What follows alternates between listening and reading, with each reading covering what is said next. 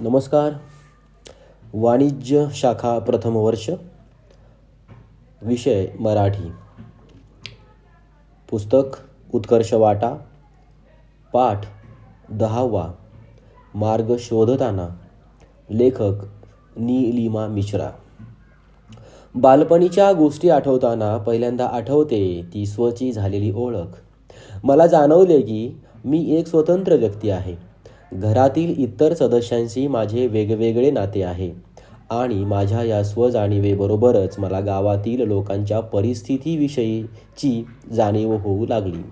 स्वतःच्या अस्तित्वाची जाणीव होत असताना इतर लोकांना होणारा त्रास आणि कष्ट याबाबतीतही काही गोष्टी जाणवू लागल्या. इतरांचं दुःख ऐकताना आपल्या डोळ्यात अश्रू येत आहेत हेही जाणवले. ग्रामीण भागात असल्यामुळे अनेक गोष्टींच्या उणीवा मर्यादा जाणवत गेल्या आणि त्यातूनच काहीतरी करायचा दृढनिश्चय झाला व नंतर त्याचे ध्येयात रूपांतर झाले. या ध्येयाची धुंदी अशी होती की दैनंदिन व्यवहारातल्या गोष्टी करताना ते स्वप्न जगायला मी सुरुवात केली. भांडी धुताना, गुरांचे शेण आवरताना, शेणाच्या गवऱ्या करताना, गायीच्या धारा काढताना, शाळेत जाताना भविष्यात काय करणार, काय करावे लागेल याचे चित्र स्पष्ट होऊ लागले. कल्पना मांडणं सुरू झाले आणि त्यानुसार आराखडे आखणे सुरू झाले. याला पोषक म्हणून आई दिवसभरामध्ये जे जे काही करी त्याची भर पडत गेली. उदाहरणार्थ, मुंग्यांना साखर आणि पीठ देणे, चिमण्यांना दाणे टाकणे, स्वयंपाक करताना पहिली भाकर गाईची व शेवटी कुत्र्यांसाठी करणे, कुणी दारी आला तर त्याला पोटभर जेवण देणे यासारख्या गोष्टींचा प्रभाव सकारात्मकरित्या होत गेला. फक्त आपलेच पोट भरणं नव्हे तर आपल्या भोवतालचे प्राणी व मनुष्यजीव यांचाही विचार होणे आवश्यक आहे हे संस्कार होत गेले. त्याच काळातले शाळेचे योगदानही महत्त्वाचे होते.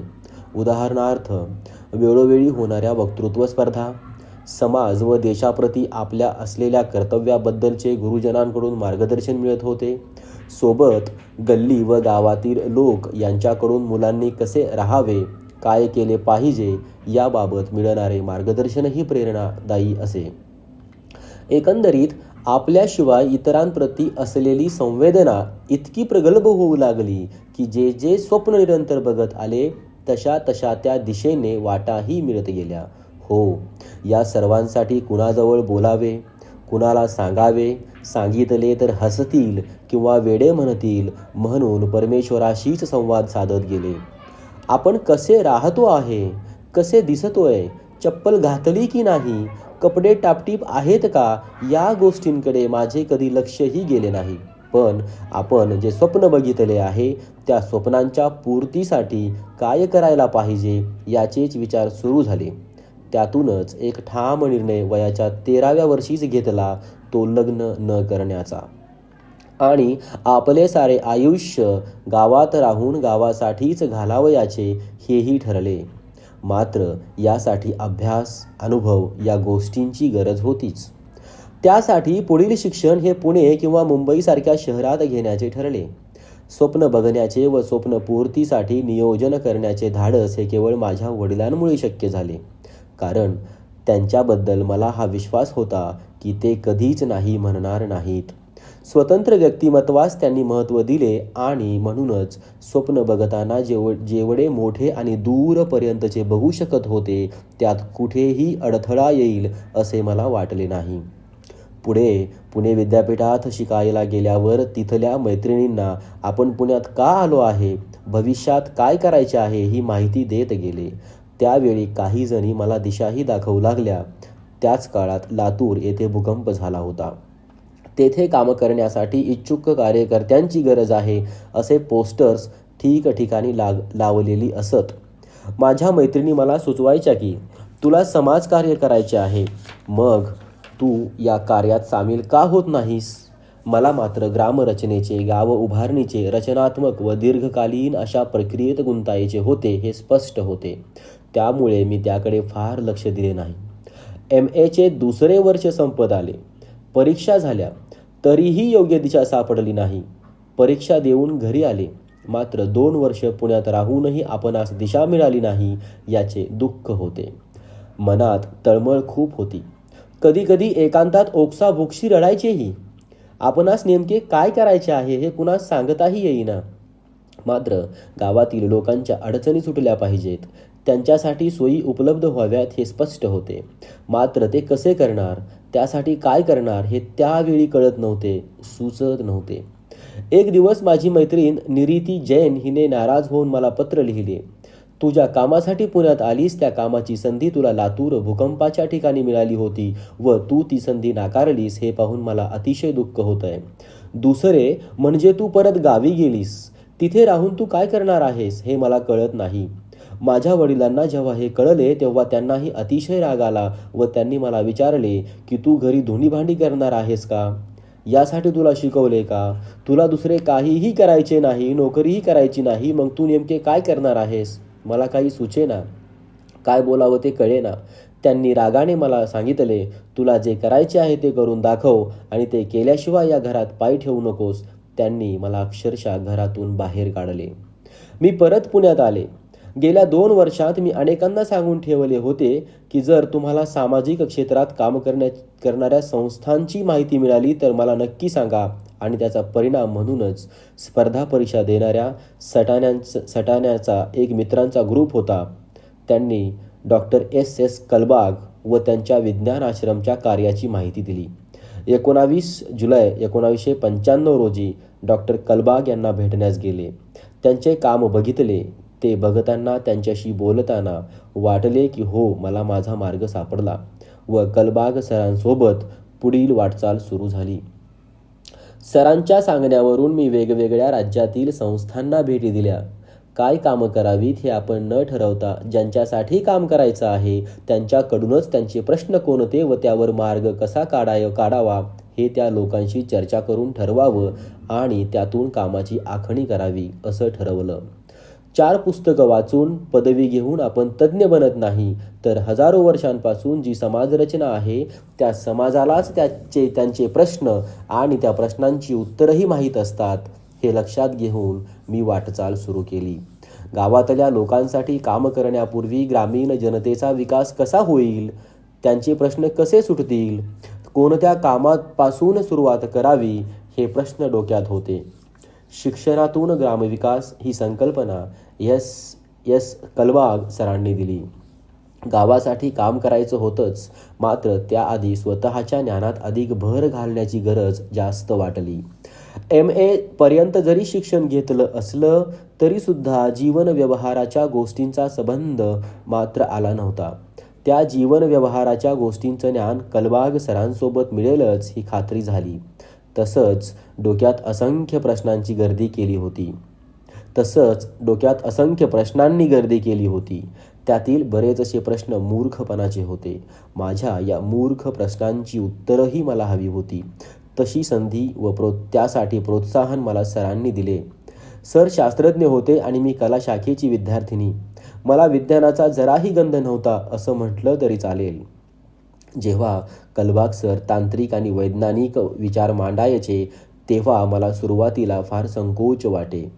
मात्र हा संकोच त्यावेळेस लोप पावला जेव्हा मी सरांना सांगितले की मला अनेक गोष्टी माहिती नाहीत, माझी सुरुवात शून्यापासून आहे. सरांना हे सांगितल्यानंतर माझ्या मनातला संकोच दूर झाला. सरांनीही माझं शिक्षण गृहीत न धरता मला शून्यापासून शिकवण्यास सुरुवात केली. कलबाग सर एकदा मला म्हणाले, जरी तुला विज्ञान येत नसलं तरी तुझ्याकडून येणारे प्रश्न मला अर्थपूर्ण वाटतात. त्याचं कारण म्हणजे तुझ्याकडे आधीपासून काही गृहीतक नाहीत. अर्धवट पूर्वग्रहित ज्ञानापेक्षा शून्य ज्ञान असलेलं उत्तम. माझ्या प्रश्नांमुळे विद्यार्थ्यांना काय काय प्रश्न पडू शकतात आणि त्यांचे निराकरण कसे करता येईल याची कल्पना येत असे. तसं त्यांनी माझ्याजवळ बोलून दाखवलं होतं. त्यांनी सांगितलं, तुला पडलेल्या प्रश्नांमुळे घाबरू नकोस, उलट त्याचं उत्तर ऐकून घेऊन तुझे विचार आणि संकल्पना अधिक स्पष्ट करत जा. प्रश्नांच्या उत्तरांसह त्यांनी मला प्रात्यक्षिकांतूनही ज्ञान दिलं. उदाहरणार्थ इलेक्ट्रिक वायरिंग करणं, खाद्यपदार्थ बनवणं, पॅथॉलॉजिकल चाचण्या, कुक्कुटपालन, वेल्डिंग करणं, शेती करणं, हिशोब ठेवणं, संगणकाचं ज्ञान, पुस्तक छापणं, बायडिंग करणं आणि इतर. मी सरांसोबत जरी काम करत होते तरी माझ्या गावात कोणतं काम केलं पाहिजे म्हणजे ग्रामस्थांचे आजचे प्रश्न, समस्या आजच सुटतील याचा विचार सतत होता. त्यावेळेस 23 शाळांमध्ये मूलभूत तंत्रज्ञानाची ओळख हा कार्यक्रम राबविला जाई आणि या कार्यक्रमाचं नेतृत्व माझ्याकडे आलं. त्यामुळे त्या शाळांना भेटी देऊन अभ्यासक्रम कसा राबविला जातोय, शाळांचे शिक्षकांचे काही प्रश्न आहेत का, त्यांचं प्रशिक्षण आखण्याचं काम, निदेशक सभा, मुख्याध्यापक सभा आयोजन करण्याची जबाबदारी माझ्याकडे होती. सरांबरोबर काम करता करता 5 वर्ष झाली. एके दिवशी सरांनी मला त्यांच्या संस्थेचं पुढील दायित्व सांभाळण्याविषयी चर्चा केली. त्यावेळेस सरांना मी माझ्या स्वभाव गुणांविषयी कल्पना दिली. ती अशी की मला जर एखादी भिंत बांधायची असेल तर जोपर्यंत मला त्या कामाचा पूर्ण अंदाज बांधता येईपर्यंत प्रत्येक वीट ही मी माझ्या हाताने रचलेली हवी असते. एखाद्या ठिकाणापर्यंत पोहोचायचे असल्यास विशिष्ट अंदाज येईपर्यंत मला माझ्या पावलांनी रस्ता पार करायचा असतो. अशा वेळेस जर कोणी मला सोपा मार्ग देत असेल तर तो मला नको असतो. मला पक्का अंदाज आल्यावर मग मदत घेण्यास हरकत नाही. दुसरं असं की माझ्या गावाचं निरीक्षण मी बालपणापासून करत आले आहे.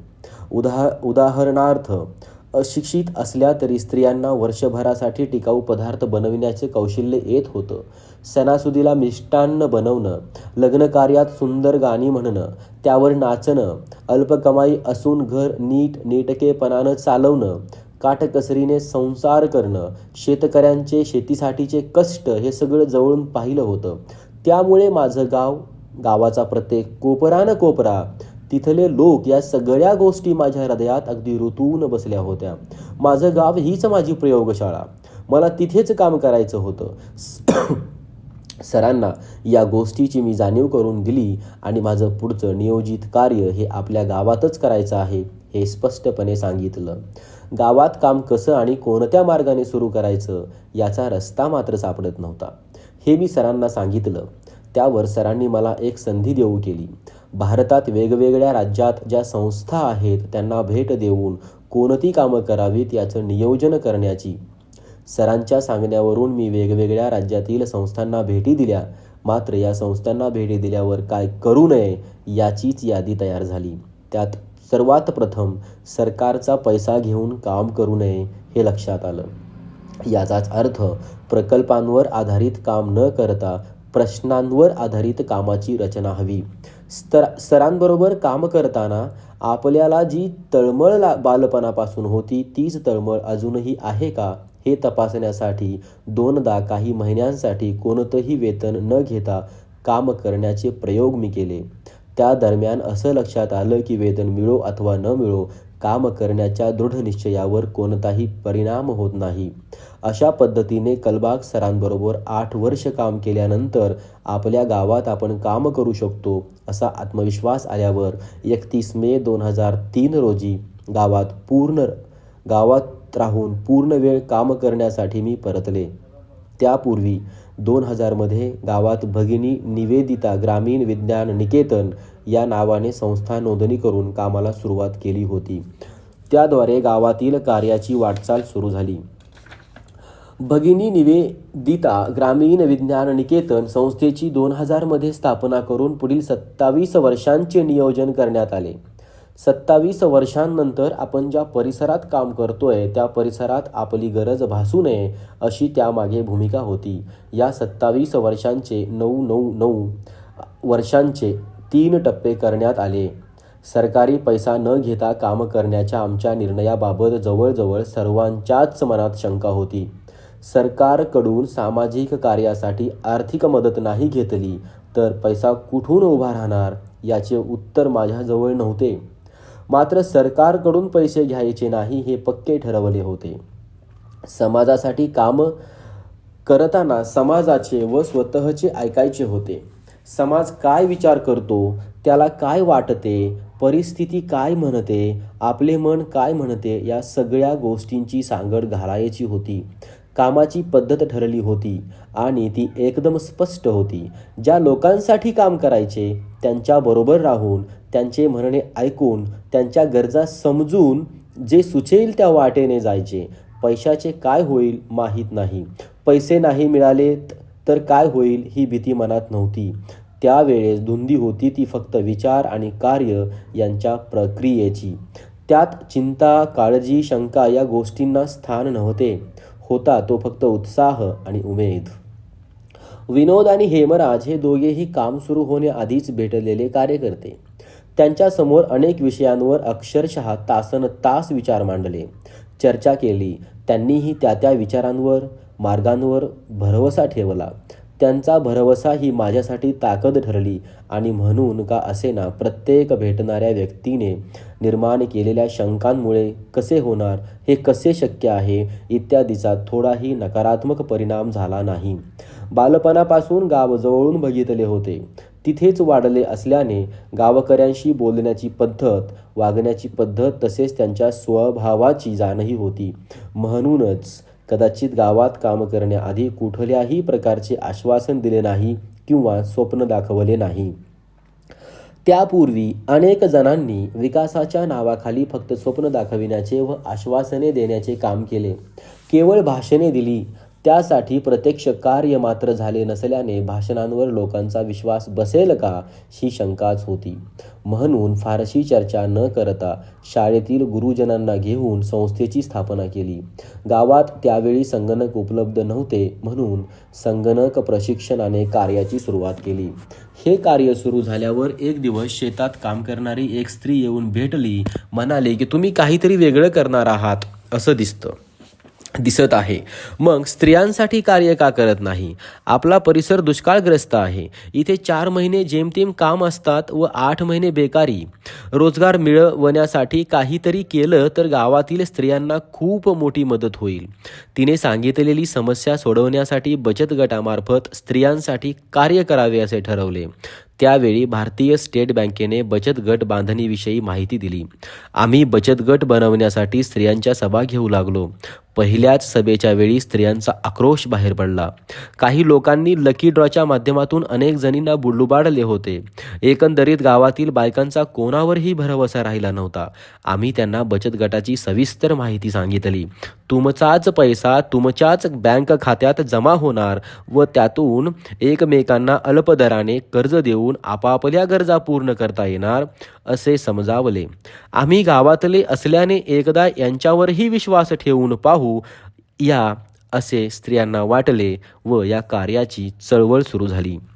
या दरम्यान वेगवेगळ्या गरजा असलेले लोक भेटायला येऊ लागले. येणाऱ्या लोकांच्या जास्तीत जास्त गरजा या पैशाशी निगडीत होत्या. लोकांना त्यांच्या गरजा भागवण्यासाठी पैसा हवा होता व घेतलेला पैसा ते परत करण्यासही तयार होते. आश्चर्य म्हणजे फुकट मदतीची कुणाचीही अपेक्षा नव्हती. लोकांना मुलांच्या शिक्षणासाठी, मुलींची लग्नकार्ये, घरातले आजारपण, शेती, व्यवसाय सुरू करणे या आणि अशा वेगवेगळ्या गरजा होत्या. याचाच अर्थ व्यवस्थापनेची गरज लोकांना होती. याचे 2 पैलू होते. एक म्हणजे कर्ज व्यवस्था व दुसरे म्हणजे रोजगार व्यवस्था.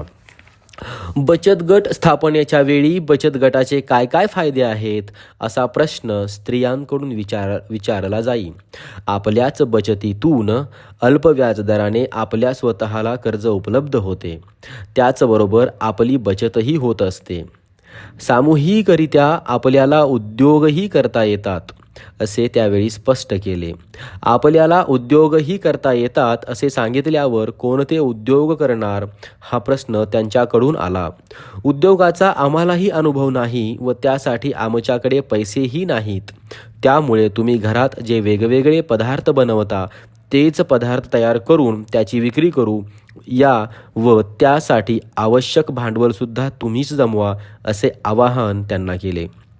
श्री स्वामी समर्थ बचत गटातील 14 स्त्री सदस्यांनी त्यानुसार काम करण्याचे ठरवले. 2004ला प्रत्येकीने 200 रुपये जमा करून 33 प्रकारचे खाद्यपदार्थ बनविले. 2001 पासून सलग 3 वर्षे कमी पावसामुळे लोकांची आर्थिक स्थिती हलाखीची झाली होती. अशा स्थितीत घरातून 200 रुपये काढणे हे सुद्धा एक आव्हानच होते. तसेच या काळात स्त्रिया केवळ शेतात काम करण्यासाठीच घराबाहेर पडत. अशा काळात 14 स्त्रियांनी प्रथमच विविध खाद्यपदार्थ बनविण्यासाठी घरातून बाहेर पडणे हे महत्त्वाचे पाऊल होते. त्यांनी खाद्यपदार्थ तर बनवले, मात्र ते विकणार कसे हा प्रश्न होता. त्यासाठी प्रदर्शन मांडायचे ठरले. प्रदर्शनात आपल्याला आपल्याच वस्तूंची विक्री करण्यासाठी गावासमोर उभे राहावे लागणार ही कल्पनाच त्यांना पटेना. गावातील लोक, घरातील लोक काय म्हणतील अशा शंकांनी त्यांना घेरले. त्यांच्यात आत्मविश्वास निर्माण करण्यासाठी आम्ही थोडे कठोर झालो. त्या सगळ्या जणींना स्पष्टपणे सांगितले की तुम्हाला प्रदर्शनात वस्तू विक्रीसाठी उभे राहायचे नसेल तर आम्ही प्रदर्शनच रद्द करतो. अशी भूमिका घेतल्यावर मात्र स्त्रियांनी विचार केला की आता या निमित्ताने घरातून बाहेर पडलो आहोतच तर अजून काही पावले पुढे चालायला हरकत नाही. असा विचार करून त्या सगळ्या जणींनी वस्तू विकण्यासाठी उभे राहण्याची तयारी दर्शवली. प्रत्येकीजवळ विशिष्ट वस्तू काही संख्येने विक्रीसाठी देण्यात आल्या. त्या वस्तू विकल्यानंतर प्रत्येकीकडून किती रक्कम येणे अपेक्षित आहे हेही सांगण्यात आले. त्यामुळे वस्तूंची संख्या व त्यांची विक्री करून येणारे अपेक्षित मूल्य याकडे त्यांचे लक्ष वेधले गेले आणि त्यामुळे आपल्याकडे कोण बघते, कोण काय म्हणते या गोष्टीवरून त्यांचे लक्ष आपोआप हटले. ते पाहून आम्हालाही एक धडा मिळाला. तो म्हणजे आपण जर प्रत्यक्ष कार्यात गुंतलेलो असलो तर अनावश्यक प्रश्न डोक्यात येतच नाही. हे प्रदर्शन गावातील इतर स्त्रियांना प्रदर्शन पाहून गावातील इतर स्त्रियांना प्रेरणा मिळाली. आम्हालाही या कार्यात सहभागी व्हायला आवडेल अशी प्रतिक्रिया इतर स्त्रियांकडून येऊ लागल्या. दरम्यान 100 स्त्रियांना संगणक शिकवण्याचा एक उपक्रम आम्हाला मिळाला. यातही स्त्रियांनी उत्स्फूर्तपणे भाग घेतला. त्यांचा आत्मविश्वास पाहता आम्हालाच त्यांच्यासाठी काम करणे हे आव्हान वाटू लागले. आता स्त्रियांनी आपल्या गरजा मांडण्यास सुरुवात केली. काहींनी सांगितले, भरतकाम प्रशिक्षणाची सोय झाली पाहिजे. आमच्या मुलींना त्याचा लाभ घेता येईल. आम्ही त्याप्रमाणे सोय केली. पण आश्चर्य म्हणजे त्यांनी मुलींना न पाठवता त्यांनी स्वतःच शिकण्यास प्रारंभ केला. मुली का नाही येत असे विचारल्यावर त्यांनी सांगितले, मुली शिकतील त्यांच्या सासरी जाऊन. आमचं काय वय झालंय? आम्हाला कोण शिकवेल? आम्हालाही शिकायचं आहे. त्यांच्या उत्तराने प्रौढ स्त्रियांचे प्रश्न समजले. ॲनी गॉडफ्रे या पारोळा तालुक्यात रत्नापिंपरी गावाजवळ तपोवन केंद्र चालवतात. वैदिक शास्त्रातील अग्निहोत्र, वैदिक शेती अशा अनेक शास्त्रांचा त्या अवलंब करतात. भारतातील अनेक भागातील लोकांना त्यांचे प्रशिक्षण देऊन प्रचार व प्रसार करतात. ॲनी गॉडफ्रे आपल्या परदेशी पाहुण्यांना घेऊन बहादरपूरला आल्या होत्या. तेव्हा त्यांनी प्रौढ स्त्रियांना भरतकाम करताना बघितले.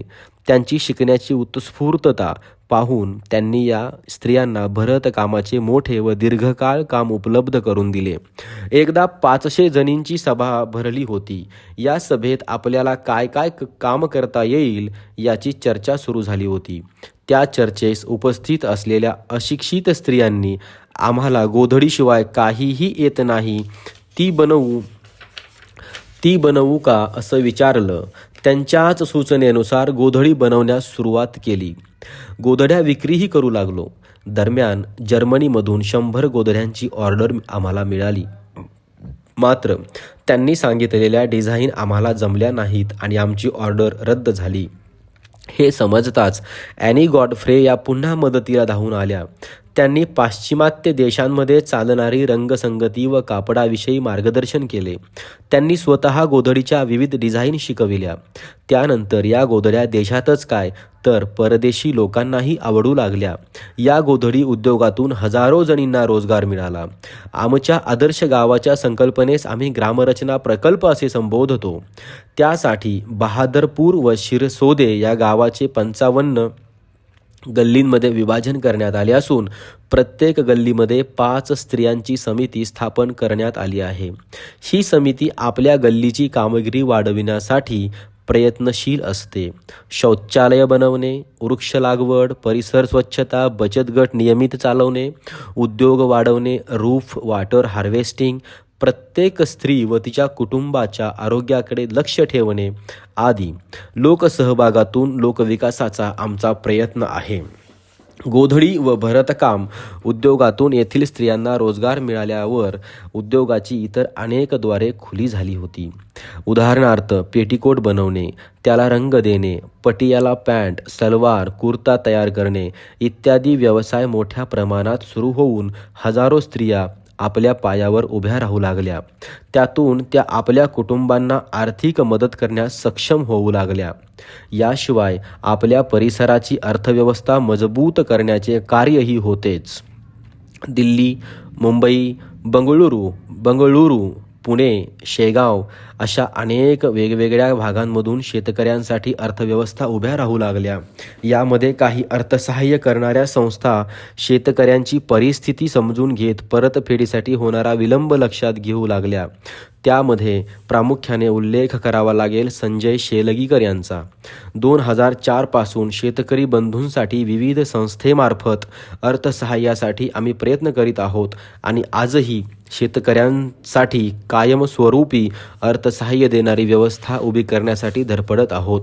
शेतकऱ्यांबद्दल किंवा शेतीबद्दल अनेक तज्ज्ञ वेगवेगळे विचार मांडतात. मात्र शेतकऱ्यांना जाणून घेणारी, त्यांचे प्रश्न प्रत्यक्ष पाहणारी, अनुभवणारी व्यक्तीच त्यांना समजू शकते. पाऊस आपल्या हातात नाही. कधी सुका दुष्काळ तर कधी ओला दुष्काळ. बाजारभाव आपल्या हातात नाही. दरवर्षी बियाणे, खत, मजुरी यांचा खर्च वाढत जातो. मात्र येणाऱ्या उत्पादनाचे भाव त्या प्रमाणात वाढत नाहीत. त्यामुळे शेतकऱ्यांचे प्रश्न वाढतच आहेत. त्यावर आमच्या परीने मदत म्हणून आम्ही शेकडो शेतकऱ्यांना कूपनलिका, ठिबक सिंचन, जलवाहिन्या, शेती साहित्य अवजारे यासाठी अर्थसहाय्य केले. यातून मिळालेल्या अनुभवाने शेतकऱ्यांसाठी एक मॉडेल तयार केले. मात्र तयार केलेल्या मॉडेलसाठी सहाय्य मिळविणे कठीण गेले. कारण प्रत्यक्ष मदतीसाठी उपायांसाठी फारच थोडे हात पुढे येतात. शेतकरी बंधूंसाठी किती लिहिणार आणि काय लिहिणार? रोजच विविध माध्यमांतून विचार मांडले जातात. त्या पलीकडे आमच्याकडे सांगण्यासारखे काही नाही असे वाटते. मात्र शेतकऱ्यांशी चर्चा करून तयार केलेल्या मॉडेलवर आम्ही काम करत आहोत. त्यासाठी व्यवस्था उभी करण्याचा प्रयत्न करीत आहोत. त्यातून शेतकऱ्यांचे प्रश्न कायमस्वरूपी सुटतील अशी आशा करतो. शेतकऱ्यांना जाणून घ्यायचे असेल तर सर्वप्रथम आवश्यक आहे ते अन्नदाता म्हणून त्याच्यावर विश्वास ठेवणे व तो विश्वास ठेवूनच सध्याची व पुढील पावले आमच्याकडून उचलली जात आहेत. हे पाऊल उचलताना निसर्गाने शेतकऱ्यांबरोबर केलेला खेळही ध्यानी घेतला आहे. कधी सुरुवातीचा पाऊस कमी, त्यासाठी शेतकऱ्यांना दुबार पेरणी करावी लागते. कधी शेवटचा पाऊस कमीच, त्यामुळे 40-50% उत्पन्नात घट होते. कधी गारपीट तर कधी वादळाने शेतातली काडी बर्बाद होते. यावर्षी तर पाऊसच नाही. अशा स्थितीत शेतकरी काय नियोजन व व्यवस्थापन करतील? म्हणून शेतकऱ्यांवर भरवसा ठेवून त्यांच्या गरजा पूर्ण करा अशी सर्व जबाबदार घटकांना आमची विनंती आहे. या कठीण परिस्थितीत शेतकऱ्यांसाठी आम्ही जे मॉडेल तयार करीत आहोत त्यासाठी आपणा सर्वांनी मदतीचा हात द्यावा असे आवाहन करीत आहोत. मात्र यासाठी आपणास शेतकरी जे उपाय सुचवितात त्यावर विश्वास ठेवायला हवा. आम्ही आमच्या पातळीवर प्रयत्न करतो आहोतच. त्यातला एक ग्रामरचना प्रकल्प. उद्योग व आर्थिक सहाय्य यामुळे घराघरांत पैसा येऊ लागला आहे. त्यामुळे त्या पातळीवर प्रयत्न चालूच राहिले. तसेच आदिवासी शेतकरी बंधूंची सावकाराकडून जमीन सोडवणे, आदिवासी भागातील डोंगराळ क्षेत्रात जिथे वीज पोहोचलेली नाही अशा 3500 घरांमध्ये सेल्कोच्या माध्यमातून घराघरात सौर ऊर्जेचे दिवे पोहोचविणे, घराघरांमध्ये शौचालय बनविणे, सामूहिक शौचालयाचे अभिनव उपक्रम राबविणे अशी कामे चालू झाली. अशातच आदर्श गाव निर्मितीचे स्वप्न पूर्ण करण्याचे राहिले. आदर्श गावांबाबतीत आमच्या कल्पना मात्र थोड्या वेगळ्या आहेत. यामध्ये काही कालावधीपुरता प्रयत्न करणे असे नसून आदर्श व जबाबदार जीवनशैली ही कायमस्वरूपाची होऊन त्यातून निर्माण होणारी आदर्श संस्कृती पिढ्यानपिढ्या चालेल अशी योजना आहे. त्यामुळे ही योजना वेळखाऊ व संथ गतीची आहे. आमच्या आदर्श गावाच्या संकल्पनेस आम्ही ग्रामरचना प्रकल्प असे संबोधतो. ग्रामरचनेचे कार्य बहादरपूर व शिरसोदे या दोन्ही गावांमध्ये राबविले जात असून या दोन्ही गावांचे 55 गल्लींमध्ये विभाजन करण्यात आले आहे. या प्रत्येक गल्लीमध्ये 5 स्त्रियांची गल्ली समिती स्थापन करण्यात आली असून प्रत्येक गल्ली समिती आपल्या गल्लीची कामगिरी वाढवण्यासाठी प्रयत्नशील असतात. प्रत्येक गल्लीत पंधरवाड्याला बैठक होत असते. या बैठकीत गल्लीतील कामाची आखणी करण्यात येते. ग्रामरचनेत समाजासाठी विविध व्यवस्थांची सोय करण्यात येते. मात्र या व्यवस्थांचा लाभ घेण्यासाठी लोकांना काही आदर्श निकषांचे पालन करणे गरजेचे आहे. उदाहरणार्थ शौचालय बनवणे, वृक्ष लागवड, परिसर स्वच्छता, बचत गट नियमित चालवणे, उद्योग वाढवणे, लोकसहभाग, रूफ वॉटर हार्वेस्टिंग, स्त्रियांचे रक्तातील हिमोग्लोबिनच्या प्रमाणाकडे लक्ष ठेवणे, कुटुंबांच्या आरोग्य तक्त्यात असलेल्या व्यायामाचे पालन करणे, पंधरवाड्यातील बैठकीतील उपस्थिती इत्यादी. ज्यानुसार निकषांचे किती पालन केले जाते त्यानुसार व्यवस्थांचा लाभ मिळवता येतो. जसे पिण्याचे शुद्ध पाणी, पाणी शुद्धीकरण यंत्राद्वारे शुद्ध केलेले अल्प दरात पुरवण्यात येते. ज्या कुटुंबांनी सर्व आदर्श निकषांचे पालन केले आहे त्यांना काही प्रमाणात मोफत पिण्याचे शुद्ध पाणी देण्यात येते.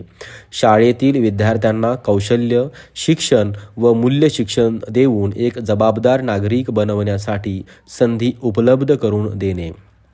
त्यासाठी बालसभा, अभ्यास वर्गही घेतले जातात. लोकसहभागातून लोकविकासाचा हा प्रयत्न सुरू झाला आहे. ही कामे करताना ज्या लोकांनी मार्गदर्शन व आर्थिक सहाय्य केले त्या लोकांचा उल्लेख केल्याशिवाय या कामाचे लिखाण पूर्ण होणे अशक्य आहे. आज सरकारी मदतीशिवाय 2000 पासून ते आजपर्यंत जी कामे होत आहेत त्यांचे श्रेय रमेशजी कचोलिया यांना जाते. त्यांनी आमच्यावर विश्वास ठेवला. Doctor S.S. कलबाग सरांनी समाजाबद्दलची जी दृष्टी दिली तेही योगदान मोठे आहे. याशिवाय श्री गजानन महाराज संस्थेचे शिवशंकरभाऊ पाटील, संजय शेलगीकर, रमेश पानसे सर, बाबूभाई ठक्कर, जितूभाई कुटमुटिया, हरीश हांडे, रावसाहेब बडे, उदय महाजन, शशिकांत धामणे, भगवान अमृतकर यांचे अनमोल मार्गदर्शन सतत मिळत राहिले आहे व अजूनही मिळत आहे. डॉक्टर जगन्नाथ वाणी यांचे योगदान आम्ही कसे विसरणार. त्यांच्यासह भंवरलालजी जैन यांनीही योग्य मार्गदर्शन करून हे कार्य पुढे चालू ठेवण्यास मदत केली. आम्ही फक्त कलाकार म्हणून काम करताना दिसतो. मात्र वर नमूद केलेल्या या सर्व मंडळींनी निर्माता, निर्देशक म्हणून भूमिका निभावल्या व निभवत आहेत. मातापित्यांचे ऋण, आशीर्वाद, संस्कार व त्यांनी दिलेली संधी यामुळेच चांगले लोक भेटले आणि अनेक वाटा सुलभ झाल्या. ध्येय डोळ्यासमोर आहे. ध्येय पूर्तीसाठी प्रक्रिया सुरू आहे. चांगले लोक भेटत आहेत. पुढील योजना पूर्ण फळाला जातील असे स्पष्ट चित्र दिसत आहे. सुरुवातीच्या काळात ज्या स्त्रिया घरातून बाहेर पडण्याबाबत साशंक असत त्याच स्त्रिया आता आपल्या गावातच तयार केलेल्या कपड्यांच्या व इतर वस्तूंच्या मार्केटिंगसाठी दूरच्या गावी जात आहेत व त्यातून चांगले उत्पन्न मिळवत आहेत. एवढेच नव्हे तर इतर ठिकाणच्या गरजू स्त्रियांनाही या प्रवाहात आणत आहेत. हे प्रवाह असेच सुरू राहतील हीच प्रार्थना. आपण हा 10वा पाठ अर्थात उत्कर्ष वाटामधील हा शेवटचा पाठ शांत चित्ताने ऐकून घेतलात आणि इतरही जे काही 9 पाठ आहेत ते सुद्धा आपण ऐकाल. आणि उत्कर्ष वाटा हे BCom फर्स्ट इयरच्या विद्यार्थ्यांना जे अभ्यासक्रमासाठी दिलेलं आहे त्याचा आनंद घ्याल, अभ्यास कराल आणि हे पुस्तक तुमच्या संग्रही ठेवाल अशी अपेक्षा या ठिकाणी आम्ही करतो आणि थांबतो. धन्यवाद.